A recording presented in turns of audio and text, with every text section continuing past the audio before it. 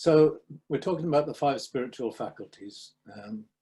Faculties, lots of different words you could use, I think, for that. Powers, hadn't come across really, but skills, abilities, qualities. These are things that we need to develop in order to make progress in our spiritual life.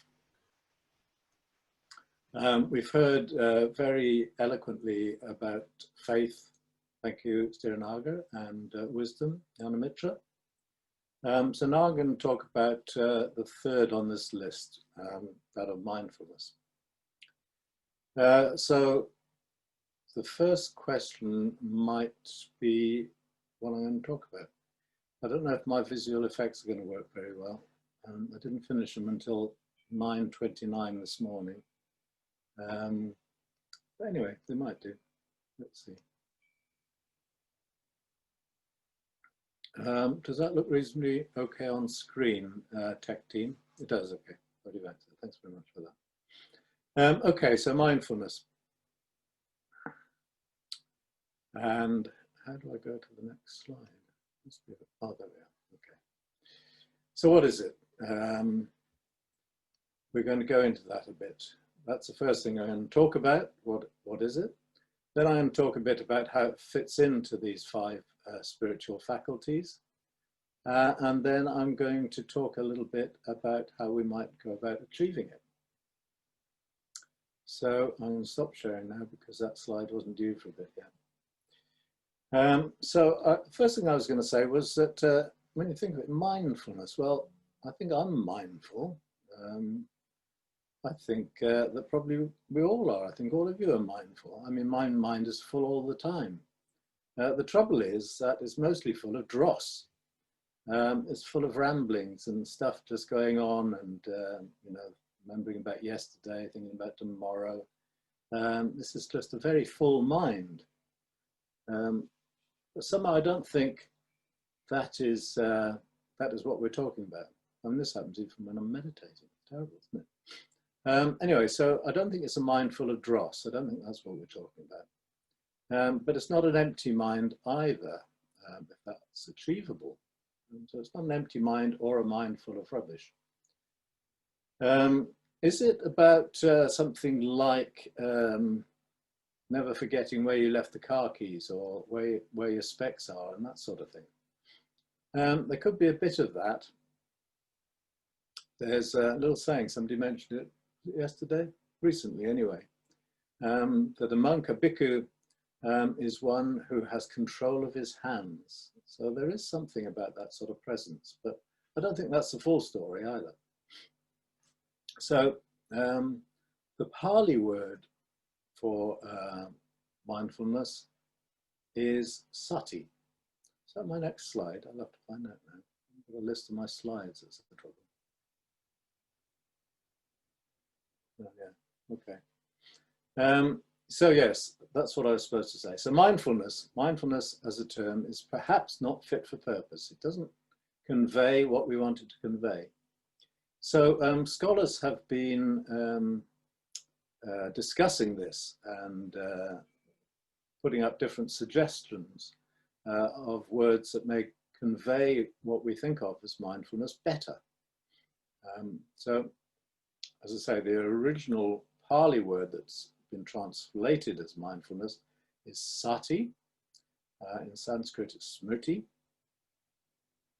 And some of the suggestions, the translations that people have felt are better examples of what sati means, I put a list up here. So it could mean attention, paying attention to things, the quality of paying attention. Bare attention is a particular sort of attention that has been put forward, although I think people aren't very fond of that idea. Reflective attention, awareness. There are various things we could be aware of, aren't there, that we could rest our awareness on. Does that capture mindfulness? Focus, concentration. These are all familiar words, aren't they? Noticing, the quality of noticing what's going on. Dwelling in your present experience, curiosity, compassionate awareness, alertness. So there's a whole list of words here, aren't there, that capture some aspect of mindfulness. But again, I don't think that any one of them captures it completely. They're all different parts of what we consider as mindfulness, but there's no one word that completely captures what mindfulness is all about. So let's go back to that Pali word again, jumping around here from screen to screen.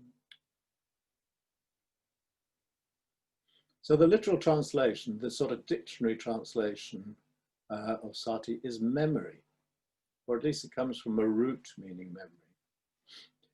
So what does memory have to do with mindfulness? That seems a bit of a strange conjunction, doesn't it? How do those two go together? It's a bit of an odd one.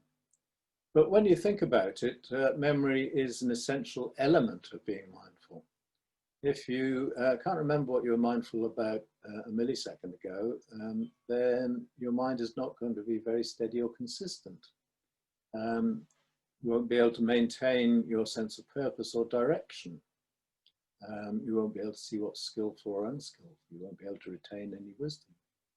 So memory in itself is not a sufficient description, translation, but it is an essential part. But what I want to do for a moment is halt there and go back to this original word mindfulness. So maybe it may not be a very good specific translation of sati, but I think it works, in fact, because if we try to bring to mind a mindful person, bring into your mind an image of a mindful person. It may be an actual person. For me, this was, I don't know, it's not the best example, but again, it's a small personal one of how I sort of got involved in Buddhism. So I was working in the middle of quite a busy career and got quite full, complicated admin tasks as well as the practical tasks. And it's all becoming a bit of a struggle. And I worked with another guy who seemed very calm and steady and organized and able to handle crises without getting in too much of a fluff about it. So I quizzed him a bit about this, asked him, how he attained this. Was he always like that? And interestingly, he told me that he had been the most bad-tempered and irritable person in the hospital, and nurses would draw lots not to work with him because he was so grumpy. But then he discovered this thing called meditation, and he practiced meditation and became, I would say, more mindful, more calm. So that's the sort of quality that attracted me to this path. It obviously helped him deal with complex situations, and so I could do with a bit of that as well. So that's an actual person. It might just be an imaginary person. What do you imagine a really mindful person would be like? Just think about what qualities you would ascribe to them. How would they look? You can think maybe those of you who have met Sangha might bring him to mind. One of the qualities I think that I was impressed with was his mindfulness. He was very recollected and did everything very mindfully. Or, of course, we can bring to mind the Buddha. We don't know what the Buddha was like, but when we think about the Buddha and think about what qualities he might have, I'm sure that this quality of quiet mindfulness will be one of the very strong ones. So what sort of qualities might these be then? Back to here. So a mindful person. This is a list of qualities that occur to me. You may well have many others, but it would be somebody who's fairly calm and unruffled, I think. Patient, very aware of other people, of themselves, of their thoughts, of their state of mind, and of their actions. balanced in their sort of energy, not boisterous nor sluggish. Consistent, not sort of chopping and changing from one minute to another. You would know where you were with them. Flexibility, that's an interesting one that occurred to me. Somebody who's not attached to what they're doing, so that they get annoyed and irritated if something happens to interrupt that or change the situation. They're able just to, in a very non-reactive way, stop doing one thing and change to another if there's a need to. I'm sure you can all think of many more of those. But I think that we do, in fact, have a good idea in our minds about what mindfulness is like, what a mindful person is like, what acting mindfully might be like, even if we don't feel that we achieve that at the moment. So it gives us a sense of direction, a sense of what to look for, what qualities we might be trying to develop to become more mindful. So maybe it's not such a mystery, and the literal translation isn't so important. It's what we carry in our mind about mindfulness that's important. So how does mindfulness fit into the 5 spiritual faculties? That's the next little bit that I want to talk about. We've already looked at 2 of these faculties and looked at faith and wisdom. And you might think at first, the first thought you might have is that these 2 are not compatible. They're, don't fit with one another at all. Faith gives the impression of just taking things on faith. You've been told them, so you have to believe them. Whereas wisdom suggests a more critical faculty, looking at things and questioning, how do those 2 go together? Later on, we're going to hear about the final 2 spiritual faculties of vigor or energy and meditation. And again, you might think, well, these 2 don't fit together very well, with the dynamism of virya, of energy, and the calm of meditation. How do these 2 fit together? They seem to be a bit opposite ends of a scale. But we're told we need to develop all of these faculties. We need to have them all operational in us, and we need to cultivate bhavana. Remember bhavana. We need to cultivate and help these qualities grow, all of them equally, so they balance. And that would seem to be difficult if they're so different. I mean, I do think we've already heard from our first 2 speakers how these qualities aren't so black and white, and how they do interact with each other. But mindfulness is the particular quality that is, here we go back to, I hope,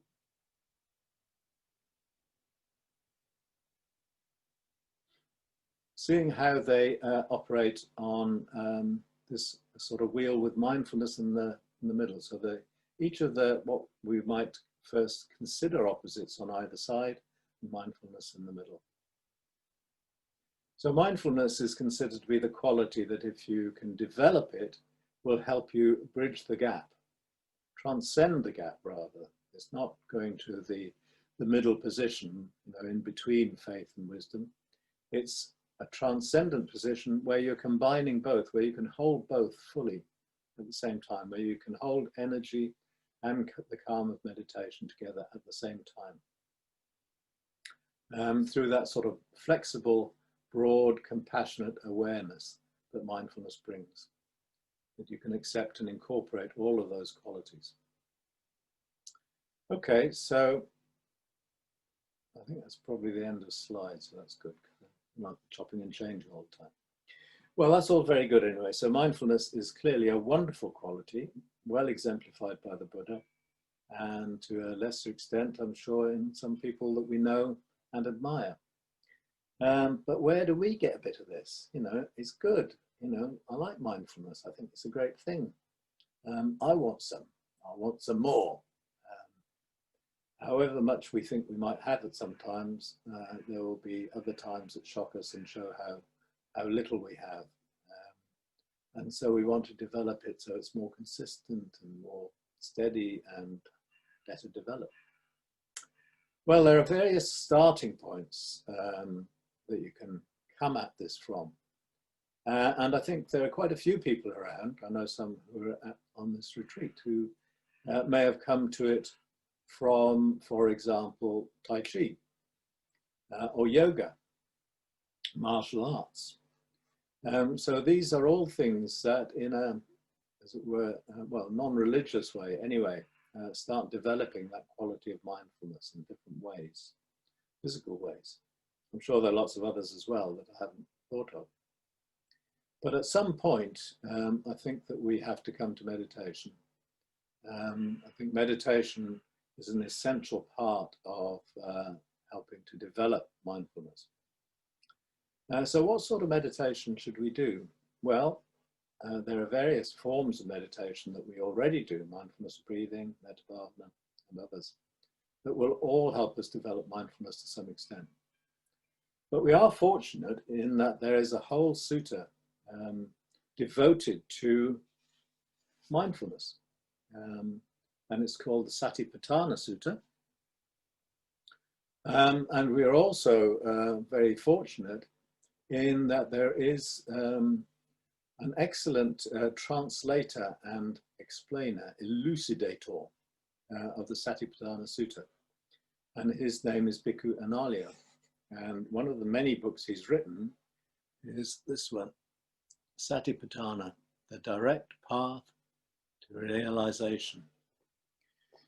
So Satipatthana, he starts off then with describing, or the sutra itself starts off with describing the frame of mind you have to be in to start exploring sati.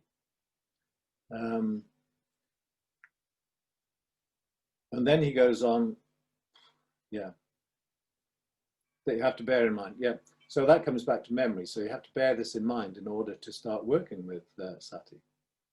And then he goes into detailed practices, including paying attention, being aware, developing more and more skillful awareness of your body, of your activities, moving, sitting, standing, of your feelings, of your mind, emotional state, and so forth.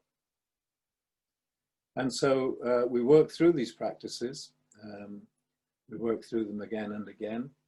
And what we're doing effectively is rehearsing these qualities in meditation that we then aim to take out into our daily life.